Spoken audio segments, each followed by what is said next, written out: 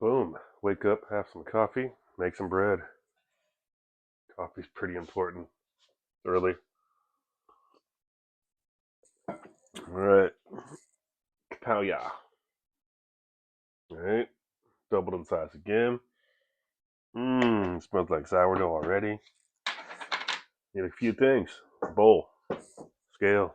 Alright, let's put this on grams. Gram. Zero it out. Kick this water on behind us because I like to use some warm water. You see we got a big old bowl. Zeroed out scale. We're going to put about 150, 160 grams of that happiness into that bowl. And I'm going to get me some of this fresh hot water. That'll help kick off some things and get things moving around inside there. Here we go. See how hard it is to make sourdough. It's so difficult. Little helpful tip and hint when you go to rinse out this jar of all this good happiness, don't dump it down the drain. It'll clog your pipes. All right, so I went a little over. I'm at 175. Got some hot water here. Put about 350 grams of water, hot water.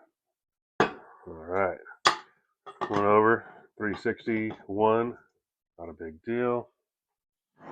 Bust out one of these super spoons. What I also like to do is here I'll put some honey in it. Good organic raw honey.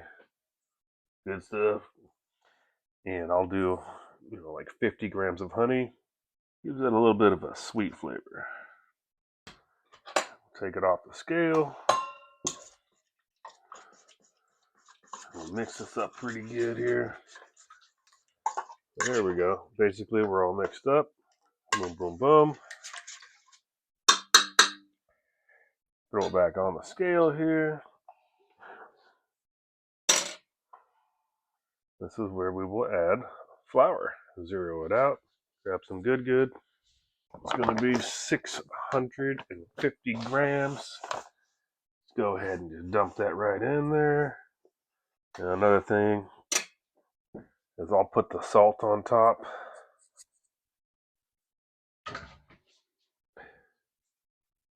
I like to use some good real salt. This is some pink happiness. And it's about 20 grams. Oh, need that scale. There you go. Oops. So about 20 grams of salt. Now we just mix this thing up real good. Reason why I put the salt in on top is because I can spread it around the flour before the mixing. You're probably going to end up getting this thing nice and shaggy. You're going to have to lose the spoon and put some hands on it. Once it looks kind of like this, and you can hardly stir it. Well, now you want to get your hands in here. Typically get one hand wet and dive in.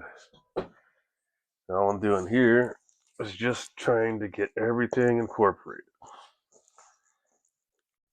All the moisture into this nice shaggy ball. At the end of the day, this is what we're looking like. Okay. Now, we're just going to let this hang out for about an hour, and we're going to cover it. Oh, right here, I had it out ready to go. So basically, I've used this one a few times. You're going to trap everything in there, keep it covered. You don't want some funk in there. And so, a lot of people will use like a clear bowl so they can kind of see that this thing will rise up and you'll kind of know. But this is what we call bulk fermentation. And I'm just going to park this for about an hour, and we'll come back to it and start the stretch and folds. Pretty basic. You'll see this thing rise slowly. Here, let's just here's what it looks like today. And now you'll see what it looks like in the later. I was also told that once you rinse all this stuff out and all that stuff, If you have a garden, go dump it on there, and the plants love it. So try that. Let me know what you think.